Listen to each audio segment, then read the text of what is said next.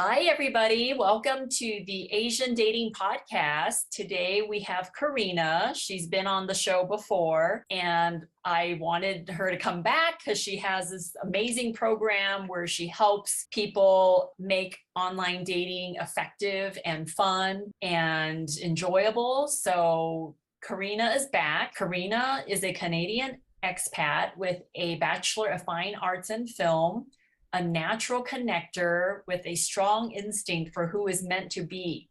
She developed a diverse network of friends and colleagues with whom she played Cupid.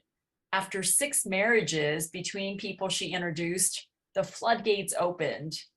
After her 3-year stint with a boutique luxury matchmaking firm in Santa Monica, she started her own business, Atlas Matchmaking. So Carina, welcome to the show. Thank you, Meg. So nice to see you. I love this time together. So thank you for the invite. It's good to be back.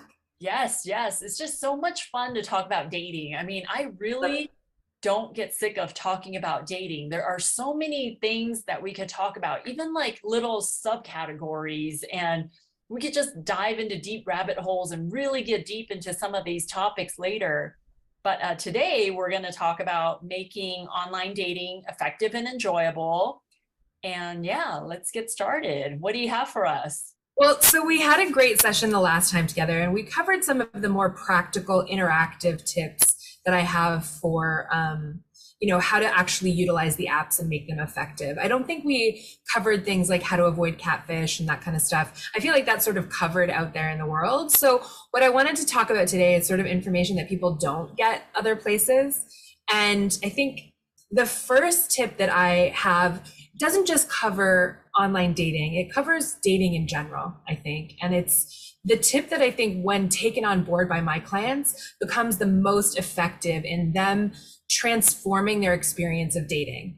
So again, this is about attitude. There's so many attitudes we can adopt that will make a difference for us when we're dating.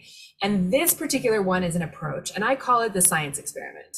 So most people that come to us as matchmakers, I don't know if you find this, but they've come for a reason. They're having a hard time. They find online dating miserable or untenable. They're not having any success. They're kind of fed up with it.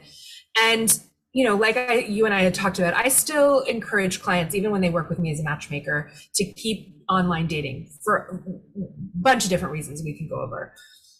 But what can make a massive difference immediately for people in seeing a different result is to sort of adopt the attitude that I don't know what I don't know, and to start treating their dating life and the interactions they're having online and who they're meeting in person like a science experiment. So very often what we do is we go into swiping on an app, or we go into a first date where we've already sort of drawn conclusions about who could be right for us, about whether we're going to have a good time or not, based on, the brief messaging we had with somebody, based on how cute they are in their profile photo. We have a lot of preconceived ideas about what's going to work, what's not, what's fun, what's not.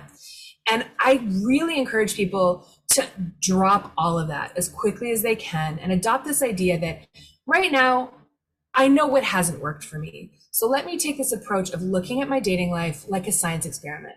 I can go in with a hypothesis that, let's say, I don't want to date anybody that doesn't have a college education or doesn't have an advanced degree.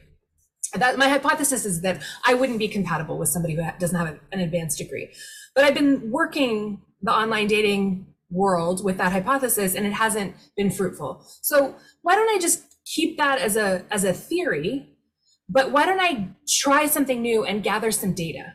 Which means, why don't I start trying to meet some people that maybe started their own business? They didn't do an MBA, but they've reached a certain level of success that doesn't have anything to do with their educational background, or maybe they're an artist and that's not their particular forte. But so I'm not excluding so many people.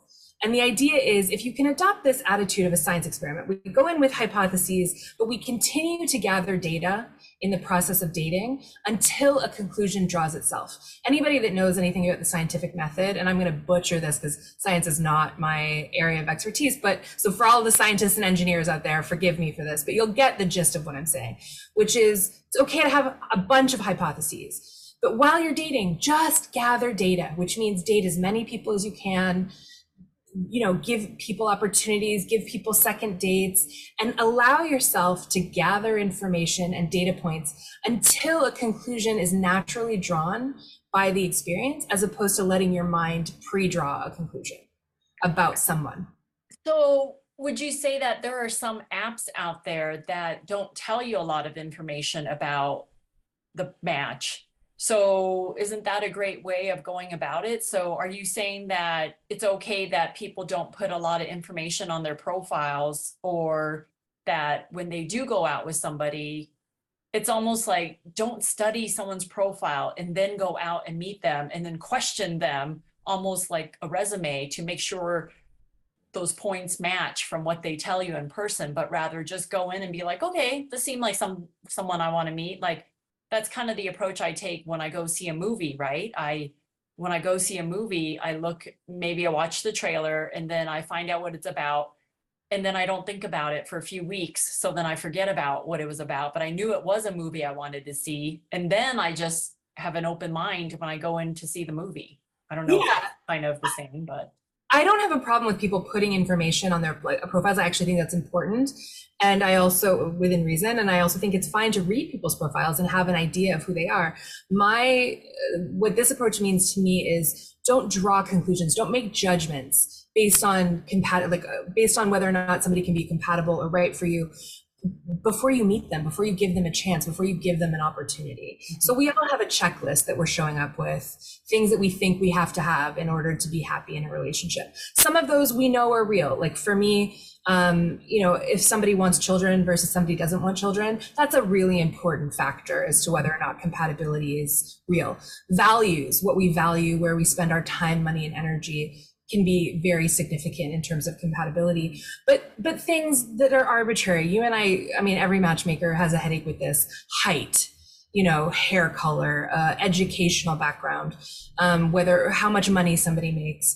It's not to say that we think that you should date somebody unemployed who is massively in debt and has no prospects. That's not what I'm saying. What I'm saying is, in the long term, long-term happiness and compatibility is not dependent on whether or not somebody is 5'8" versus 5'11", or whether they have a master's degree or just a bachelor's. Like, those things do not dictate whether or not you can be happy in a successful relationship. But we judge other people and we limit ourselves and our prospects and our opportunities based on those criteria. And I think when you tell people to just drop those things and forget about them, they can't. They don't know how.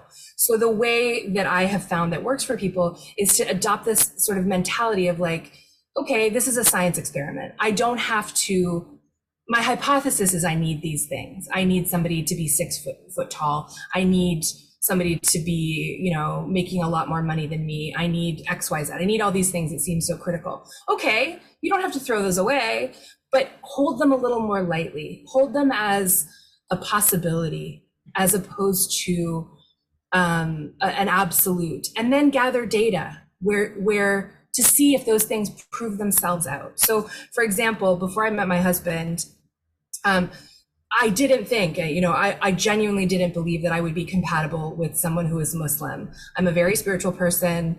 And I just felt that God is very important to me, comes first, no question. And I just felt that culturally, belief-wise, there would be a lack of compatibility there. And I was wrong. And I had limited myself and limited a lot of options for me in the dating pool. When it came to being on paper, nobody on earth would have put the two of us together. We had so many discrepancies in a certain way, and it ended up being, a fantastic relationship in a lot of ways. So I would just strongly say, hold things a little more lightly. If you can come into it with this idea of an experiment, where you don't have to give up these strong beliefs or ideas that you have, but you can just hold them a little more loosely and allow yourself to gather data within a wider sort of frame or within a wider scope of who you'll allow yourself to meet, who you'll allow yourself to consider as a possibility. It can really help you find your person a lot more quickly.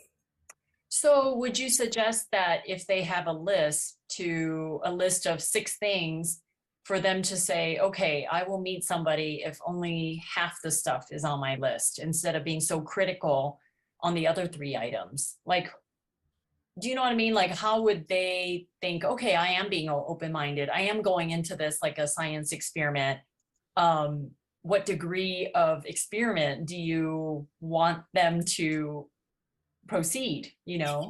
I think this is where it's really important to have a coach, or to turn to friends who have successful relationships, friends or family that have successful long-term relationships that you can look up to, because they have a better idea of what it takes to have a happy relationship and sustain it than, you know, God bless our single friends who we're trying to figure it out. So for me as a coach, and I'm really curious what you think about this, May, but, you know, children is a massive part of compatibility. I think for me, kindness is a real thing. So if I'm dating somebody and they're rude to wait staff, or they're, you know, constantly late for dates and disrespectful, those are disqualifiers for me.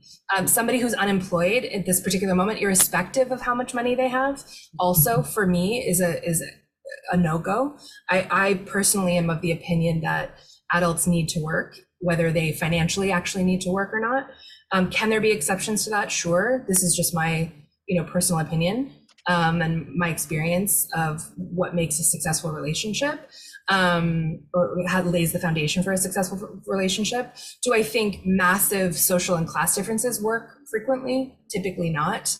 So you may want to consider some of those things. But when it comes to sort of the more surface level stuff that seems important, until we really look at who's compatible in life, who has a successful, happy marriage, these things like height, like education, like, I don't know, body type, like whatever, these things are less important. What's more important is, do we share similar values? Do we enjoy life the same way? Do we participate in similar things? You know, somebody that's massively introverted and somebody who's massively extroverted are going to have a very difficult time making a relationship work. It's just, I'm not saying it's impossible, but it's very, very difficult. So those are the things that I'm talking about, you know, if that makes any sense. Yes, it does. Okay, good. What's your next point? Tip number 2. Okay, so try trusting your body. Take your body dating with you, which just means, typically I notice we're kind of heads walking around in the world, sort of separated from our physical bodies. We're not aware always of the signals that our bodies are giving us about other people. And our bodies are the most important messaging system that we have about compatibility with another person. That's why I really strongly emphasize in dating that you get to an in-person date as quickly as possible. I've been listening to a lot of Alison Armstrong lately, and she is a genius and I absolutely love her. But one point that I differ with her strongly is she really encourages people to do phone dates before they ever get together in person. And to me, it doesn't work. And the reason it doesn't work is because our bodies are not sharing the same physical space with another human being to be able to give us the appropriate messaging that we need. How do I feel right now? Are these good butterflies? Do I feel slightly uneasy? Do I feel really calm and relaxed with this person? Trusting our body messaging is much more effective in finding potential compatibility than our eyeballs telling us, oh, this person is conventionally good looking enough for me. Typically, our eyeballs are telling us how close this person is to the conventional idea of perfection in terms of good looks, or, you know, everybody wants to date George Clooney or Brad Pitt. So everybody's going to find them attractive. Right. But your body will tell you if you're sitting across from somebody who's incredibly charming, but maybe not such a great person, you know, maybe not such a great match for you. Maybe your body is telling you, I don't feel comfortable, you know, but our eyes give us different messages. So trust your body. So you're saying a Zoom call is not even that effective then, right? I mean, you're saying that to actually be physically in the same room together, that's the best way to see if you guys would click. Yeah, absolutely. That's 100%. That's why I strongly, and I can't remember how much we got into this in our first section, but I strongly recommend when people are dating online that they make their first date a coffee date, and they make it an hour to an hour and 15 minutes tops. They do it in the daytime. So I'm not talking about during the workday, but weekend day, afternoon, evening before 8 o'clock in the weekday if you must.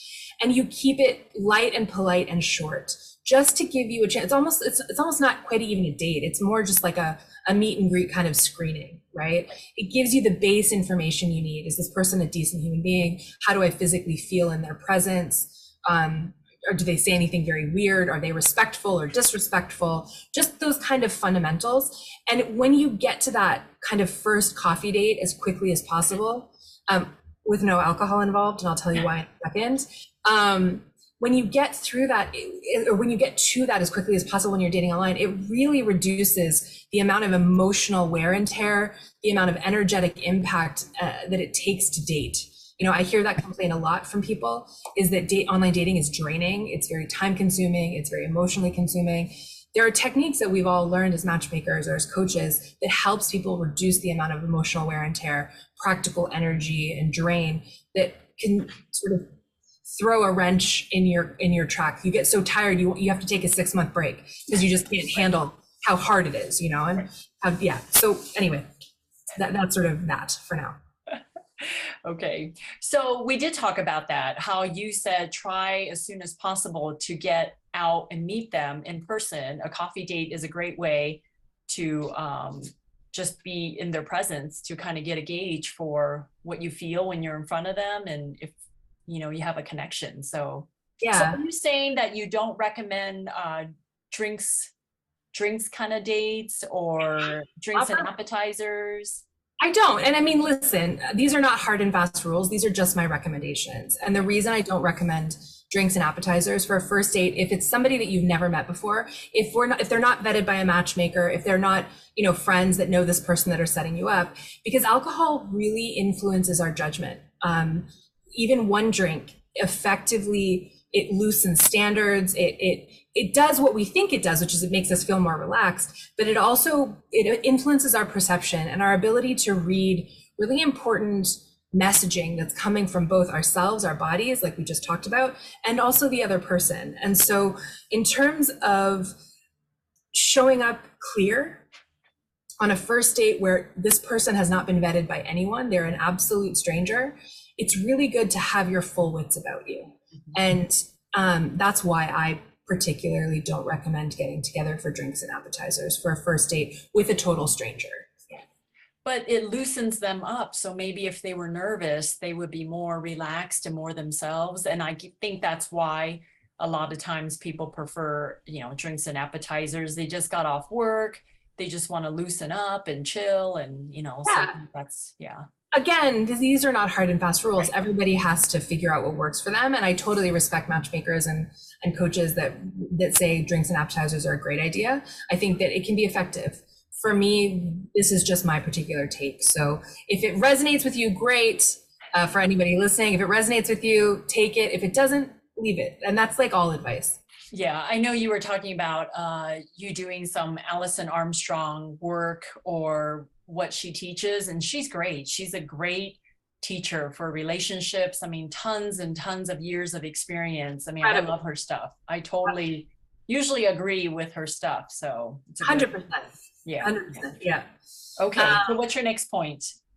Gosh, there's so many you could do with online dating. I think this is another attitude thing, is look at it like a journey. All right. So very often people get frustrated and they give up really much sooner than they think, or we have the expectation, oh, you know, I've gone on 20 dates and I haven't met my person and this isn't for me. And, you know, I have to take a break, and what's wrong with me? And, you know, we lament about it with our girlfriends or our guy friends or whatever. So understand that it's a journey. Dating is a journey. You know, if you hit it out of the park in the first couple of dates and you find your person, that's amazing, but that's not normal. You know, when I hear a lot of clients come to me, they're so discouraged because on the apps, when they're swiping, they're, you know, swiping 50 times and getting to one in-person date. If they even get to an in-person date, some of them are just endlessly messaging back and forth with people that seems to go nowhere. Stop that. Stop having the idea that something as valuable as your life partner is not going to take effort and time. Right. So be in it for the long haul. is my recommendation. And whatever support you need to get through the hard moments, get it. Whether it's friends, you have an accountability partner, you get a coach, whatever you need to get massages once a week. So you just to de-stress from, how disappointing dating can be. Understand that's a part of it. It's a part of life. It's a part of having something of such high value. You wouldn't expect at work to get a promotion with no effort. It just doesn't happen that way. And we don't have those expectations around our dating life. We sort of have this fantastical Disneyfied idea that, Princess Charming should just show up. They should knock on our door like the UPS guy. And it just doesn't work that way. So you know how when you just said, okay, when you start a new job, they actually put you through 3 months of probation before you get health insurance and things like that. So is there like a time when you go on an app to do online dating that you think, okay, it's going to take me 3 months to ramp up for me to feel comfortable with the online dating process? Or what are some things that they should expect? Like, is it a month that takes them to get comfortable? Is it after 5 dates that they should feel more comfortable? Like, I know it's different for everybody, but is there any kind of numbers that they should shoot for to feel like, oh, there's a light at the end of the tunnel? Well, this is the important part, and everybody's different. So everybody has a different level of confidence coming into dating and online dating, and understand that whatever your level is, it's totally normal and totally fine. If you want to build confidence when you're dating, this is the same as building confidence in anything. Confidence comes from competence. Competence is based, in my opinion, in 2 things: experience and enjoyment. So the more experience, this is another argument for widening your filter of who you're willing to meet and who you're not willing to meet. Widening your filter means you're going to have more experiences. You're going to see more people. You're going to have more coffee dates. You're going to start to gather more data about what's working for you, what's not working for you. You're going to give yourself more kicks at the can, more practice partners, if you want to look at it that way. And that will grow your confidence when it comes to your skills as a dater, because dating is a skill. And this is a profound misunderstanding that I find a lot of people have, is that we sort of, the way we think like, well, when we're going to be parents, the kid's going to show up and we'll just know what we're supposed to do. It doesn't work that way. It's the same with dating. Dating is a skill that we're not born with. Some of us are very charming, and that's fantastic. And God bless those people that have that particular skill. That's not the vast majority of us. So we have to develop that as a skill. And to do that, we need to give ourselves experience. And the more we enjoy that experience, the easier it is. But understand it's experience that gives us competence, which then translates to confidence.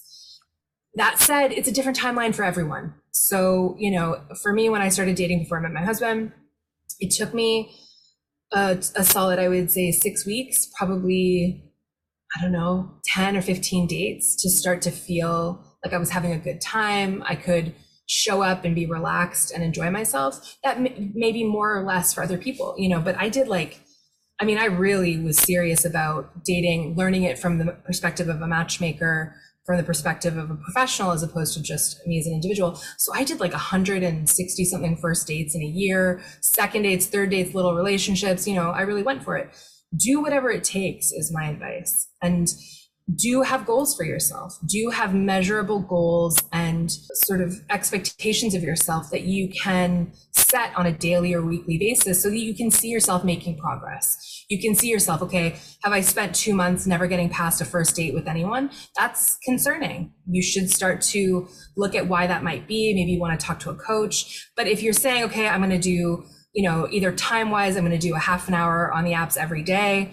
I'm going to do 10 swipes a day. I'm going to do 1 coffee date a week. Whatever your goals are, set them in concrete the way you would for anything else that you're trying to achieve in your life, because you're going to want to see progress. If you don't set those goals for yourself, you're going to have a really hard time seeing if you're making any progress in the world of dating.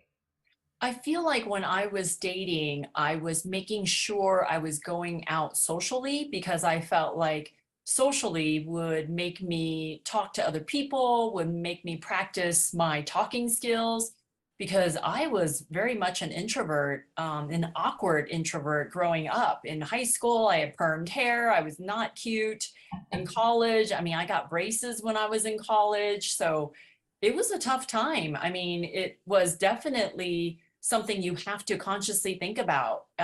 Whatever age you are, whether you're, 18 or 20s or 30s, it's like, okay, I should go out on one date every month, and then one date every 3 weeks, and then one date every 2 weeks, and then one date once a week. But I need to get out and socialize or hang out with other people twice a week. So maybe I'll meet someone that way organically.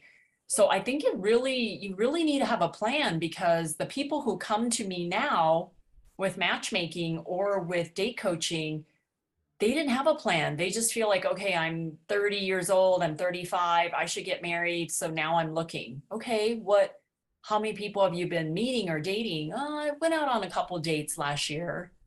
That is not focusing on dating, So it's like they need a plan, and that's our job as matchmaker or date coaches, is kind of holding their hand and like pushing them out there and holding them accountable, because their parents are not like, hey, are you dating this week? And are you going out and making friends and being social? So a lot of that stuff, I think, is, like you said, a skill. Like you need to actively learn how to be better at dating or be better at making conversation with the opposite sex, and Yeah. just some kind of guidance. So We need to learn about ourselves. We need to learn the things that we don't know. And a coach or a matchmaker can be really helpful. Like I was telling you earlier, I was talking to a client today who was out on a date. This is a very, very handsome, very successful guy. I mean, very elite in that regard. And was absolutely shocked to hear that the woman he had his date with was interested in seeing him on a second date, because he had experienced her as disinterested on their date, and had thereby shut down on the date, had dismissed her as a prospect. And so when we talked about it, I asked, what had happened that had made him feel that she was disinterested. And what was very clear to me as a woman was she was nervous. She was intimidated. He's much more professionally successful than she is. He's a very handsome guy, has his own insecurities like we all do. But, trusting himself less, trusting his ability to read people a little bit less would have been helpful for him. He shut down a great prospect and what was a great potential date just from misunderstanding, thinking he had more skill in that area than he actually had, if that makes any sense. So we all have stuff to learn. Yeah, I hope that's helpful. yeah, with dates, I mean, I always just say, just be the best dater, even though this person sitting across from you, you're not interested in. But go ahead and practice dating, practice communicating with them, practice giving compliments, do all those things. I mean, you're on the date anyway. It's going to be another hour that you're going to be hanging out with this person. You might as well make the most out of it, right? Might as well do your best and try to get a second date. I always say, be the best dater, so that person wants to go out with you again. And it's okay that you reject that person, but at least you were a good enough date that someone wanted to see you again, because that's going to make you a great dater. And for me as a matchmaker, when I have a client that everybody else wants a second date with, I think, wow, he's a quality guy. I'm going to set him up with quality women, but if nobody wants to date you again, I would be like, wow, you're a crappy dater. Maybe I should find some other women that are crappy daters for you, so you guys can, be Figure together. it out together. Yeah. Right. Like, is that who you're looking for? Like, you're going to be such a bad date that you want me to find dates who are bad for you? Because that's what you're saying to me. Like, that's what you're communicating to me, is that you're not a good dater. So maybe you deserve someone who's also not a good dater. So you guys are compatible. So That's a dangerous attitude that I think we can all fall into by accident, which is that we don't have any work to do on ourselves. And right. It's the exact opposite. If dating teaches you anything, it's a fantastic personal growth path.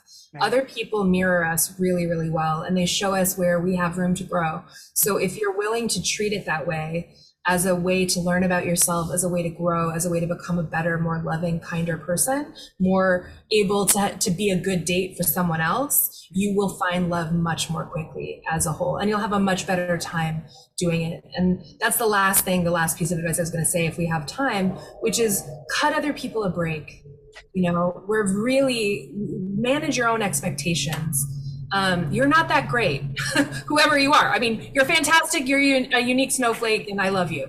And at the same time, I was talking to, again, another client the other day, who was saying he's so frustrated because, and this is a great guy. I mean, nothing wrong with this guy at all. He's saying he's so frustrated because he feels like on apps, women expect some great opening message, some great opening line. And I've experienced that with female clients as well. They're like, well, he's putting in very little effort. He just said, hello, how was your day? What do you expect? What do you expect? This has no relation. I mean, this is not a performing circus monkey, okay? The more charming, Patrick, who's that guy from American Psycho? The charm is a enjoyable quality in people, but it is not necessarily a good sign when it comes to looking for a potential partner. It can be very deceptive. So the guy who has the greatest opening line that can charm literally the pants off you is somebody you might want to watch out for. The guy that isn't the most skilled opening messenger, who opens with, hi, how are you? What is wrong with that? Why are we disqualifying these people? Women, we've decided it's a lack of effort or a lack of interest. It's not. Our expectations are unreasonably high. Well, it's no different than women who are not funny, and they're like, I want a guy who's funny. I want a guy who's going to have a great sense of humor, who's going to knock my socks off. It's like, okay, but that's not how you should look for a partner. How you should look for a partner is give people a chance. That's it.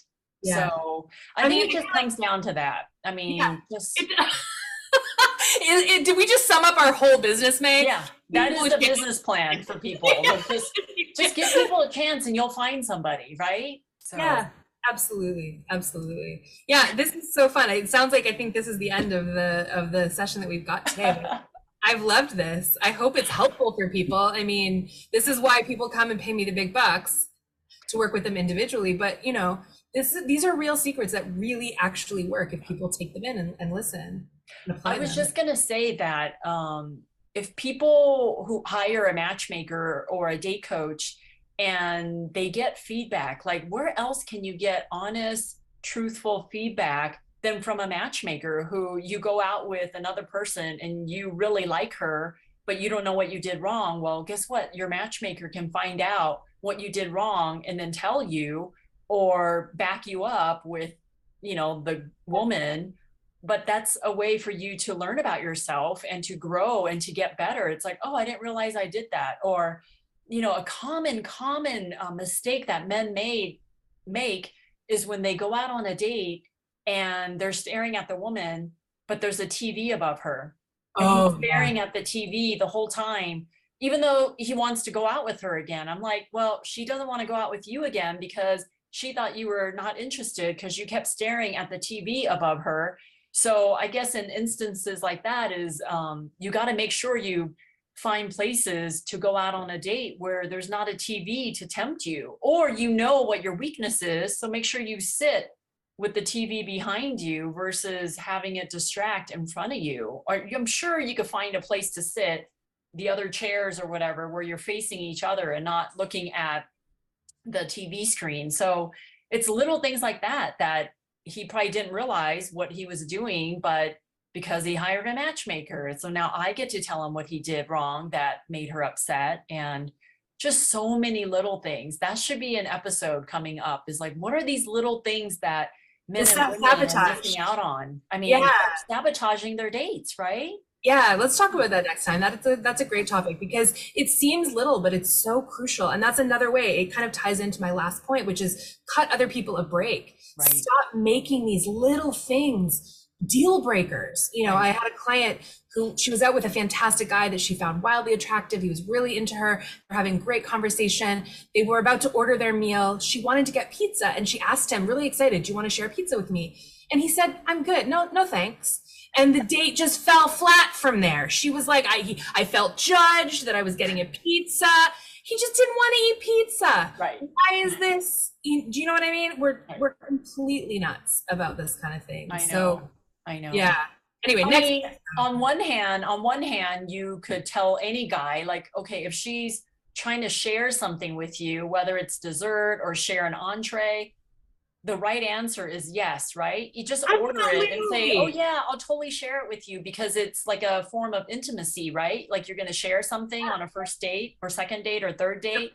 And that's a great 100%. thing. People like sharing stuff, or sharing the menu when you look at it, or that kind of stuff. Or, hey, do you want to try my whatever drink? And then have someone try your drink. Like those are all signs of that they're interested in you. And the guy probably missed it. Like, well, I actually didn't want pizza, because guys are, they say what they mean and they mean what they say. They're literal. Like, They're literal. I don't want pizza, but go ahead. You know, he didn't think anything of it, but then she thought too much of it. So this is how we misunderstand each other, and this is how unique the dating experience is, and how much a matchmaker or a coach can be helpful, because that's two different conversations with two different clients that made two different mistakes that meant that they missed each other. Right, they had a great initial connection and it fell flat because they just misunderstood each other.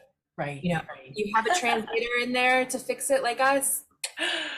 Well, thank you, Carina, for a fun discussion as usual. And I appreciate you being on the show. And for those of you who are looking for Carina, I will put all her information in the show notes. Please like or subscribe. If you have any questions, please email May at 2asianmatchmakers.com. That's TWO Asian Matchmakers with an S.com. I would be happy to have any kind of podcast episode on any topic you want to talk about. And we'll see y'all later. Bye. Thanks, May. Bye.